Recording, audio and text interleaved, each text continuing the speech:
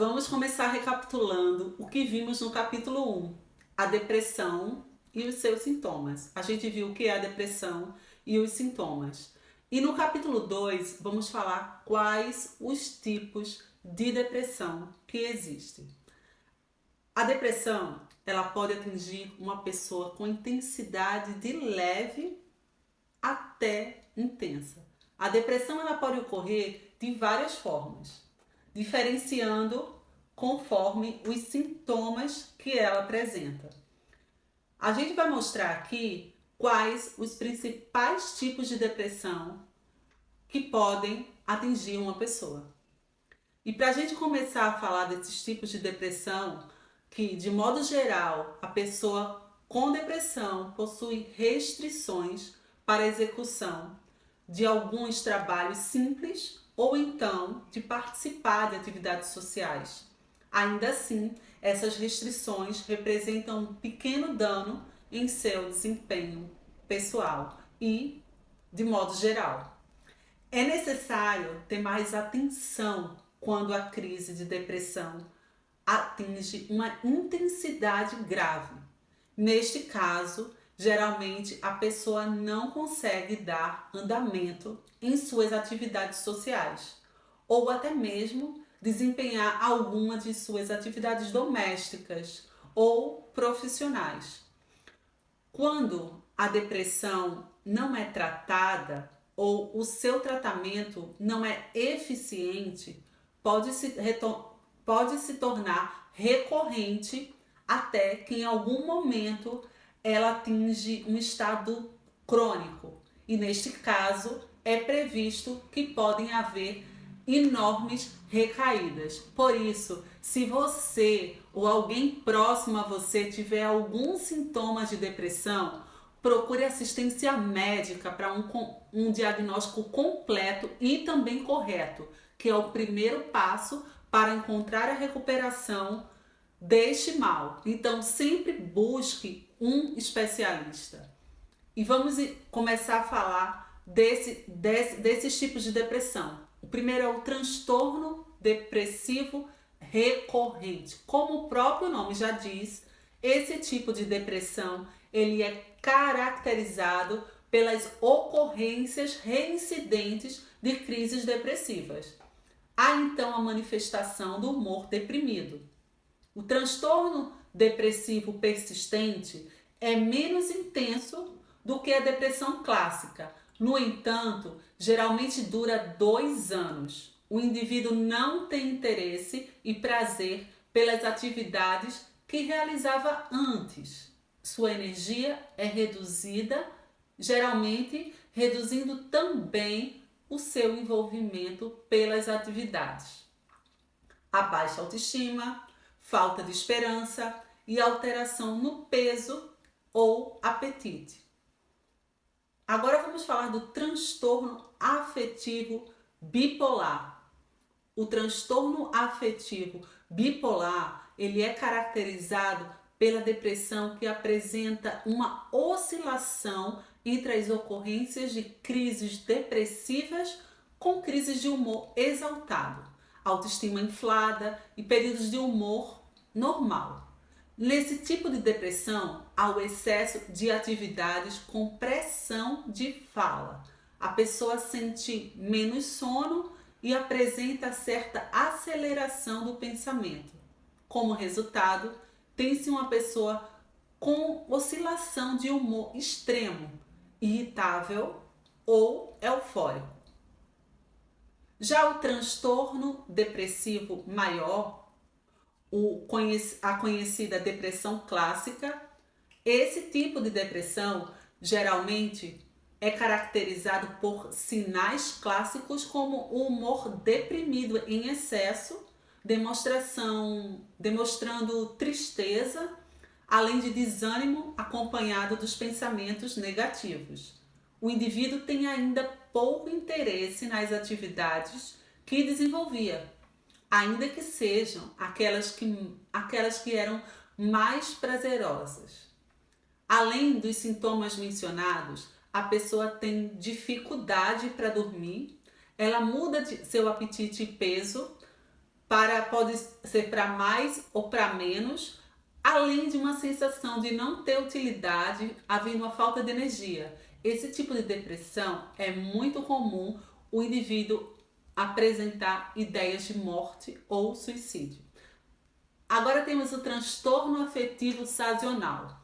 Esse tipo de depressão, no surgimento do transtorno, à medida que se aproxima as estações de outono e inverno. E nessa época há o encurtamento dos dias e, consequentemente, a redução à luz do sol. A pessoa, nesses casos, apresenta mudanças de humor como consequência das alterações nos ritmos do corpo. Há também uma certa sensibilidade dos olhos à luz ou a diminuição do funcionamento do neurotransmissor serotonina e do hormônio melatonina. Então, se lembre de que pode se tratar de transtorno afetivo sazonal caso você se perceba melancólico, para baixo ou mais triste nas estações de outono ou inverno. Agora temos a depressão pós-parto. Ela é muito conhecida, principalmente no mundo materno. Essa depressão, ela ocorre entre as mulheres ou na gestação ou até um ano após o nascimento do bebê. Estudos brasileiros têm levantado a prevalência de depressão pós-parto entre 12% e 19% das novas mães. Poucos sabem, mas a depressão pós-parto pode ocorrer também entre os pais. Neste cenário, há a preocupação exagerada envolvendo a condição do pai em cuidar por seu filho, esse filho recém-nascido. Então, as preocupações e ansiedade em fornecer uma vida completa ao filho, com o aumento da responsabilidade e o apoio da mãe, estão entre as causas da depressão. No cenário materno, a principal causa da depressão pós-parto é o grande desequilíbrio de hormônios como consequência do término da gravidez. Ainda assim, a depressão pós-parto pode ser relacionada a fatores físicos, emocionais, de estilo e qualidade de vida. Outro possível fator é o histórico de problemas e transtornos mentais a que a mãe possa ter tido. A depressão pós-parto possui crises depressivas de intensidades variáveis. No entanto, seus efeitos podem ser considerados graves e afetar tanto a mãe e o pai, quanto o seu bebê e também a sua família. Dependendo da intensidade, o vínculo entre mãe e bebê, sobretudo o vínculo afetivo, podem ser prejudicados. Em alguns casos, podem direcionar a prejuízos no desenvolvimento tanto social como afetivo e cognitivo da criança, podendo gerar também sequelas na infância e adolescência. Agora vamos falar da desordem disfórica pré-menstrual, a TDPM. Esse tipo de depressão acomete muito as mulheres, devido à desregulação disfórica pré-menstrual. Essa depressão é conhecida também como uma condição grave, da famosa TPM. Como principais sintomas relacionados no período pré-menstrual estão a irritabilidade, ansiedade, dificuldade de concentração, distúrbios do sono e do apetite e retenção de líquidos. Agora temos a depressão psicótica. Esse tipo de depressão é caracterizado pelas formas extremas de depressão. São apresentadas crises psicóticas, além de falsas crenças, ilusões, alucinações, delírios de culpa, pobreza ou de doença. Entre os principais sintomas estão alucinações, delírios, agitação e raiva. Também pode ter hipocondria, ideias recorrentes de suicídio, o sono conturbado, apetite reduzido, irritabilidade e eliminação da vida social e profissional. O seu tratamento envolve antidepressivos e terapias.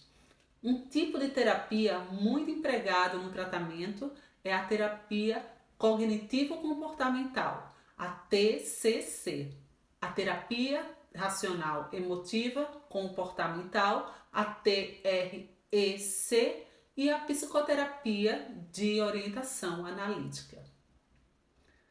Temos também um tipo de depressão que é o transtorno disruptivo de desregulação do humor, que é caracterizado por explosões de temperamento mais severas e recorrentes. Esse tipo de depressão ocorre com crises cuja frequência varia de 3 ou mais vezes por semana, podendo durar um ano ou mais. Esse tipo de depressão atinge cerca de 2% das crianças e 5% dos adolescentes. Pode ser gerado tanto pela hereditariedade como por consequência de uma perda grande, como, por exemplo, a morte de um pai, o divórcio, a mudança de um amigo, entre outros motivos.